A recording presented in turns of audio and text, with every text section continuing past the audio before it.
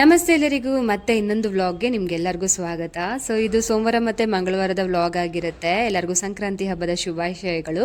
ಸ್ವಲ್ಪ ಲೇಟಾಗಿ ವಿಶ್ ಮಾಡ್ತಿದ್ದೀನಿ ಅಂತ ಅಂದ್ಕೊಳ್ಳಿ. ಬಟ್ ನನಗೇನಂದರೆ ತುಂಬ ಬ್ಯುಸಿ ಡೇ. ಹಬ್ಬ ಹತ್ರ ಬರ್ತಿದೆ ಅಂದ್ರೆ ಸ್ವಲ್ಪ ಬ್ಯುಸಿಯಾಗಿರ್ತೀವಿ. ಇವತ್ತು ಪ್ರೀ ಪ್ಲೀಟಿಂಗ್ ಕೂಡ ಇತ್ತು ಸ್ಯಾರಿ. ಸೊ ಅದನ್ನು ನಾನು ಇಲ್ಲಿ ಸೆಟ್ ಮಾಡ್ಕೊಳ್ತಾ ಇದ್ದೀನಿ. ಜಸ್ಟ್ 1 ಅವರ್ಗೆ ನಾನು ಟೈಮ್ ತೊಗೊಂಡು ಪ್ರೀ ಪ್ಲೀಟಿಂಗ್ ಮಾಡ್ಕೊಡ್ತೀನಿ ಅಂತ ಹೇಳಿದ್ದೆ. ಸೊ 2 ಸ್ಯಾರೀಸ್ ಬುಕ್ಕಿಂಗ್ ಬಂದಿತ್ತು. ಅದನ್ನೆಲ್ಲ ಡೆಲಿವರಿ ಮಾಡಿ ನಾನು ಮನೆಗೆ ಹೋಗಿದ್ದಾಯಿತು. ಮನೆಗೆ ಹೋಗೋಷ್ಟೊತ್ತಿಗೆ 9 ಗಂಟೆ. ಇನ್ನು ಬೋಗಿ ಹಬ್ಬ ಆಗಿರೋದ್ರಿಂದ ಕಡಲೆಕಾಯಿ ಮತ್ತು ಅವರೆಕಾಯಿ, ಗೆಣಸು ಇವೆಲ್ಲ ಬೇಯಿಸಬೇಕಾಗಿತ್ತು. ಬೆಳಿಗ್ಗೆ ಆ ಕೆಲಸ ಮಾಡೋಕ್ಕಾಗಿರಲಿಲ್ಲ. ಹೋಗೋವಾಗೆ ನಾನು ಇದೆಲ್ಲ ತೊಗೊಂಡು ಮನೆಗೆ ಹೋಗಿದ್ದೆ. ಇದೆಲ್ಲ ಕ್ಲೀನ್ ಮಾಡಿ ನೀಟಾಗಿ ವಾಶ್ ಮಾಡಿಕೊಂಡು ಆಮೇಲೆ ಬೇಯಿಸ್ಬಿಟ್ಟು ಸ್ವಲ್ಪ ದೇವ್ರ ಪ್ರಸಾದಕ್ಕೂ ಕೂಡ ಎತ್ತಿಟ್ಟಿದ್ದೆ. ಇನ್ನು ಬೆಳಿಗ್ಗೆನೇ ಪೂಜೆ ಮಾಡ್ಕೊಳ್ಳೋಣ ಅಂತ ಅಂದ್ಬಿಟ್ಟು. ಸೊ ಇನ್ನು ಸ್ವಲ್ಪ ಇರೋದನ್ನು ನಾನು ಹಾಗೆ ತೆಗೆದಿಟ್ಟಿದ್ದೀನಿ. ಎಲ್ಲ ಮಾಡಿದ್ರೂ ಕೂಡ ಯಾರೂ ತಿನ್ನೋದಿಲ್ಲ. ಹಾಗಾಗಿ ಸ್ವಲ್ಪ ಸಿಹಿ ಗೆಣಸು ಮತ್ತು ಅವರೆಕಾಯಿ, ಕಡಲೆಕಾಯಿನೆಲ್ಲ ಬೇಯಿಸಿ ಇಟ್ಬಿಟ್ಟಿದ್ದೀನಿ ಸೈಡಲ್ಲಿ. ಸೊ ಲಂಚೆಲ್ಲ ಮುಗಿಸ್ಕೊಂಡು ಇನ್ನು ನಾವು ಮಲ್ಕೊಂಡ್ವಿ. ಬೇರೆ ಏನು ಶೂಟ್ ಮಾಡೋಕ್ಕಾಗಲಿಲ್ಲ ನನಗೆ.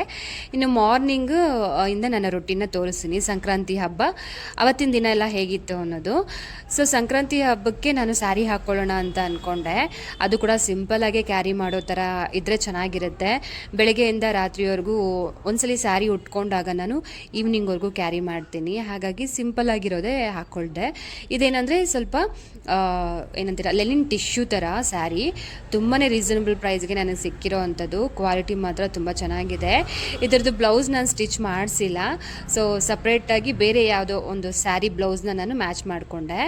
ಸೊ ನೆಕ್ಸ್ಟ್ ನಾನಿಲ್ಲಿ ಒಂದು ನೈಟಿ ಹಾಕ್ಕೊಂಡು ಅಡುಗೆ ಮಾಡೋದಕ್ಕಾದರೆ ಬಂದಿದ್ದೀನಿ. ಕಿಚನಲ್ಲಿ ಇರಬೇಕಾದ್ರೆ ಸೀರೆ ಹಾಕ್ಕೊಂಡು ಕೆಲಸ ಮಾಡೋಕ್ಕಾಗೋದಿಲ್ಲ. ಸೊ ಫಸ್ಟು ಕಿಚನ್ ಕೆಲಸ ಎಲ್ಲ ಮುಗಿಸ್ಕೊಳ್ಳೋಣ ಅಂತ ಅಂದ್ಬಿಟ್ಟು ದೇವ್ರ ಪ್ರಸಾದಕ್ಕೋಸ್ಕರ ಪೊಂಗಲ್ಲು ಮತ್ತು ಖಾರ ಪೊಂಗಲ್, ಸಿಹಿ ಪೊಂಗಲ್ ಎರಡೂ ಕೂಡ ಮಾಡಿದ್ದೆ. ಸೊ ಕಾಮನ್ ಅಲ್ವಾ ಸಂಕ್ರಾಂತಿ ಹಬ್ಬ, ಬೆಳಗ್ಗೆ ಎಲ್ಲರೂ ಕೂಡ ಈ ಡಿಶ್ನ ಮಾಡ್ಕೊಳ್ತೀವಿ. ಸೊ ನಾನು ಕೂಡ ರೆಗ್ಯುಲರ್ ಆಗಿ ಪೊಂಗಲ್ ನಮ್ಮ ಮನೇಲಿ ಯಾರೂ ತಿನ್ನೋದಿಲ್ಲ. ಈ ರೀತಿ ಆದರೂ ಹಬ್ಬದಲ್ಲಿ ಒಂದ್ಸಲಿ ಮಾಡಿದ್ರೆ ಆದರೂ ತಿಂತಾರೆ ಅಂತ ನಾನು ಎರಡನ್ನೂ ಮಾಡಿದ್ದೆ. ಸೊ ಸ್ವೀಟ್ ಪೊಂಗಲ್ಗೆ ಸ್ವಲ್ಪ ಹಾಲು ಕೂಡ ಹಾಕ್ಕೊಂಡ್ರೆ ಚೆನ್ನಾಗಿರುತ್ತೆ. ಸೊ ಇದನ್ನು ಹಾಲು ಹಾಕಿ ಬರೀ ತುಪ್ಪದಲ್ಲೇ ಒಗ್ಗರಣೆ ಹಾಕ್ಕೊಂಡಿರೋ ಅಂಥದ್ದು. ಖಾರ ಪೊಂಗಲ್ ಕೂಡ ಅಷ್ಟೇ ಮನೇಲೇ ಮಾಡಿರೋಂಥ ತುಪ್ಪ. ನಾನು ತೋರಿಸಿದ್ನಲ್ವ, ನಮ್ಮಮ್ಮ ನನಗೆ ತುಪ್ಪ ಕಳಿಸ್ತಾರೆ ಅಂತ ಅಂದ್ಬಿಟ್ಟು ಅದರಿಂದನೇ ನಾನು ಅದೇನೋ ಗೊತ್ತಿಲ್ಲ, ಇಂಥ ಅಡುಗೆಗಳು ಮಧ್ಯದಲ್ಲಿ ಯಾವಾಗಾದರೂ ಮಾಡಿದಾಗ ಇಷ್ಟು ಟೇಸ್ಟಿಯಾಗಿ ಬರೋದಿಲ್ಲ. ಅದೇ ಹಬ್ಬಗಳಲ್ಲಿ ಮಾಡಿದಾಗ ತುಂಬಾ ಚೆನ್ನಾಗಿರುತ್ತೆ ಟೇಸ್ಟು. ಸೊ ಈ ಅನುಭವ ನಿಮಗೂ ಕೂಡ ಆಗಿರಬೇಕು. ಇನ್ನು ಪೊಂಗಲ್ಗೆ ನಾನು ಅರ್ಶಿನ ಎಲ್ಲ ಏನೂ ಹಾಕಲ್ಲ. 1 ಗ್ಲಾಸ್ ಹೆಸರು ಬೇಳೆಗೆ 1 ಗ್ಲಾಸ್ ರೈಸನ್ನು ಹಾಕಿ ಮೆಜರ್ಮೆಂಟಲ್ಲಿ ಇಟ್ಟಿದ್ದೆ. ಒಂದು ಅರ್ಧ ಪೊಂಗಲ್ ಮಾಡಿ ಇನ್ನೊಂದು ಅರ್ಧ ಖಾರ ಪೊಂಗಲ್ ಕೂಡ ಮಾಡಿದ್ದೆ. ಎರಡೂ ಕೂಡ ಖಾಲಿ ಆಗಿಬಿಡ್ತು. ಯಾವತ್ತೂ ನಮ್ಮ ಮನೇಲಿ ಖಾಲಿ ಆಗೋದಿಲ್ಲ. ಪೊಂಗಲ್ ಅಂದ್ರೇ ನಮ್ಮ ಯಜಮಾನರಾಗಲಿ ಮಕ್ಕಳಾಗಲಿ ಸ್ವಲ್ಪ ದೂರನೇ ಇರ್ತಾರೆ. ಸೊ ನನಗಿಷ್ಟನೇ ಈ ಥರ ಸಾಫ್ಟಾಗಿರೋಂಥ ಟಿಫನ್ಸ್ ಎಲ್ಲ ಮಾಡ್ಕೊಂಡು ತಿನ್ನೋದಕ್ಕೆ. ಬಟ್ ಮಕ್ಕಳಿಗೆ ಇಷ್ಟ ಆಗೋಲ್ಲ. ಬಟ್ ಈ ಸರಿ ಅಂತೂ ತುಂಬಾ ಚೆನ್ನಾಗಿ ಬಂದಿತ್ತು ಪೊಂಗಲೆಲ್ಲ. ಸೊ ಎರಡೂ ಕೂಡ ಖಾಲಿಯಾಗಿತ್ತು. ಸ್ವೀಟ್ ಪೊಂಗಲ್ ಮಾತ್ರ ಸ್ವಲ್ಪ ಎತ್ತಿಟ್ಟಿದ್ದೆ. ಆ್ಯಂಡ್ ಕಿಚನ್ ಕ್ಲೀನಿಂಗ್ ಎಲ್ಲ ಮುಗಿಸ್ಕೊಂಡು ನಾನಾದರೆ ರೆಡಿ ಆಗ್ತಾಯಿದ್ದೀನಿ. ಮೊದಲೇ ನಾನು ಸ್ನಾನಕ್ಕೆ ಹೋಗೋಕ್ಕೆ ಮುಂಚೆ ಸೀರೆ ಎಲ್ಲ ತೆಗೆದಿಟ್ಟಿದ್ದೆ. ಅಡುಗೆ ಕೆಲಸ ಎಲ್ಲ ಮುಗಿಸ್ಕೊಂಡು ಬಂದು ನಾನು ರೆಡಿ ಆಗ್ತಾಯಿದ್ದೀನಿ. ಫುಲ್ ಸ್ಯಾರಿ ಆಮೇಲೆ ತೋರಿಸ್ತೀನಿ ಹೇಗಿದೆ ಅಂತಂದ್ಬಿಟ್ಟು. ನನಗಂತೂ ಇಂಥ ಕಲರ್ ಕಾಂಬಿನೇಷನ್ಗಳು ಸಿಕ್ಕಾಪಟ್ಟೆ ಇಷ್ಟ ಆಗುತ್ತೆ. ವೈಟ್ ಮೇಲೆ ರೆಡ್ ಕಲರು, ಯೆಲ್ಲೋ ಕಲರು ತುಂಬ ಹೈಲೈಟಾಗಿ ಕಾಣಿಸ್ತಿತ್ತು. ಈ ಬ್ಲೌಸು ನಾನು ಬೇರೆ ಒಂದು ಕಾಟನ್ ಸ್ಯಾರಿದು ಪೇರಪ್ ಮಾಡ್ಕೊಂಡಿದ್ದೀನಿ. ಈ ಬ್ಲೌಸಲ್ಲಿ ಇರೋ ಕಲರ್ಗಳು ಎಲ್ಲ ಹೂವುಗಳು ನನ್ನ ಸ್ಯಾರಿಯಲ್ಲೇ ಇದೆ. ಸೊ ಮ್ಯಾಚ್ ಆಗುತ್ತಲ್ವ ಅಂತ ಹಾಕ್ಕೊಳ್ತಾ ಇದ್ದೀನಿ. ಯಾವಾಗಾದರೂ ಈ ಸ್ಯಾರಿ ಹಾಕ್ಕೊಂಡಾಗ ಒಂದೊಂದು ಡಿಫ್ರೆಂಟ್ ಬ್ಲೌಸ್ಗಳ್ನ ಕೂಡ ಹಾಕ್ಕೊಳ್ತೀನಿ. ಒಂದೇ ಬ್ಲೌಸ್ ಅಂತೂ ಕ್ಯಾರಿ ಮಾಡೋದಿಲ್ಲ. ಸೊ ಆಲ್ಮೋಸ್ಟ್ ನಾನು ರೆಡಿಯಾಗಿದ್ದಾಯಿತು. ರೆಡಿ ಆಗಿಬಿಟ್ಟು ನಾನು ಪೂಜೆ ಕೂಡ ಮುಗಿಸ್ಕೊಂಡೆ. ಮನೆಯಲ್ಲಿ ಎಲ್ಲ ತಿಂಡಿ ಎಲ್ಲ ಆಗಿಬಿಟ್ಟಿತ್ತು ಮಕ್ಕಳದು. ಸೊ ಪೂಜೆ ಎಲ್ಲ ಮುಗಿಯೋ ಅಷ್ಟೊತ್ತಿಗೆ 11:15. ಸೊ ನನ್ನ ಟಿಫನ್ ಕೂಡ ಮುಗಿಸ್ಕೊಂಡು ನಾನಾದರೆ ಪಾರ್ಲರ್ಗೆ ಹೊರಡಬೇಕಾಗಿತ್ತು. ರಂಗೋಲಿ ತೋರಿಸ್ತೀನಿ ನೋಡಿ. ಸಂಕ್ರಾಂತಿ ಹಬ್ಬ ಅಂದ್ರೇ ರಂಗೋಲಿ ಮನೆ ಮುಂದೆ ಕಲರ್ಫುಲ್ಲಾಗಿ ಎಷ್ಟು ಚೆನ್ನಾಗಿ ಕಾಣಿಸ್ತಿತ್ತು ಅಂದರೆ, ನಾನು ನಮ್ಮನೆ ಮುಂದೆ ಸ್ವಲ್ಪ ಜಾಗ ಇರೋದ್ರಿಂದ ಚಿಕ್ಕದಾಗಿ ಹಾಕ್ಕೊಂಡೆ. ನಮ್ಮ ಓನರ್ ಅವರು ಮತ್ತು ಮನೆ ಮುಂದೆ ಇರೋರೆಲ್ಲ ತುಂಬಾ ಕಲರ್ಫುಲ್ಲಾಗಿ ಹಾಕಿದ್ರು. ಸೊ ಅದನ್ನು ಕೂಡ ತೋರಿಸ್ತಾ ಇದ್ದೀನಿ. ಚೆನ್ನಾಗಿತ್ತು. ಎಲ್ಲ ಮನೆಗಳ ಮುಂದೆನೂ ದೊಡ್ಡ ದೊಡ್ಡ ರಂಗೋಲಿ ಎಲ್ಲ ಹಾಕಿದ್ರು. ಸೊ ಎಲ್ಲ ಮುಗೀತು. ಇನ್ನು ಮಕ್ಕಳು ಮತ್ತು ನಾನಾದರೆ ಪಾರ್ಲರ್ಗೆ ಬಂದಿದ್ವಿ. ನಮ್ಮ ಮನೆಯವ್ರು ಹೋಗಬೇಕಾದ್ರೆ ಬಿಟ್ಬಿಟ್ಟು ಹೋದರು. ಸೊ ಇನ್ನು ಇವ್ರಿಗೂ ಕೂಡ ರಜೆ ಇರೋದ್ರಿಂದ ಮನೇಲಿ ಇರೋದಕ್ಕೆ ನಾನು ಬಿಡೋದಿಲ್ಲ. ಆದಷ್ಟು ನನ್ನ ಜೊತೆಗೆ ಕರ್ಕೊಂಡು ಬರ್ತೀನಿ. ಸೊ ಹೊರಗಡೆ ಎಲ್ಲ ಆಡಿ ಹಬ್ಬದಿಂದಲೂ ಕೂಡ ಚೆನ್ನಾಗಿ ಕಾಣಿಸಲ್ಲ, ಆಟ ಆಡಿದಷ್ಟು ಕೂಡ ಗಲೀಜಾಗ್ಬಿಡುತ್ತೆ ಕೈ ಕಾಲೆಲ್ಲ. ಸೊ ಅದಕ್ಕೆ ಸ್ವಲ್ಪ ಆರಾಮಾಗಿ ವಾರದಲ್ಲಿ 3 ಸಲ ಅಂತೂ ನಾನು ಪಾರ್ಲರ್ ಕರ್ಕೊಂಡು ಬರ್ತೀನಿ. ಯಾಕಂದರೆ ನನ್ನ ಮಗಳಿಗೆ ಬುಧವಾರ ಮತ್ತು ಶನಿವಾರ 2 ದಿನವೂ ಡ್ಯಾನ್ಸ್ ಕ್ಲಾಸ್ ಇರುತ್ತೆ, ಭರತನಾಟ್ಯ ಡ್ಯಾನ್ಸ್ ಕ್ಲಾಸ್ಗೆ ಹೋಗ್ತಾಳೆ. ಸೊ ಅವಳು ಅಲ್ಲಿಗೆ ಹೋದಾಗ ಇವನೊಬ್ಬನೇ ಇರೋದು ಬೇಡ ಅಂತಂದ್ಬಿಟ್ಟು ಪಾರ್ಲರ್ಗೆ ಕರ್ಕೊಂಡು ಬರ್ತೀನಿ.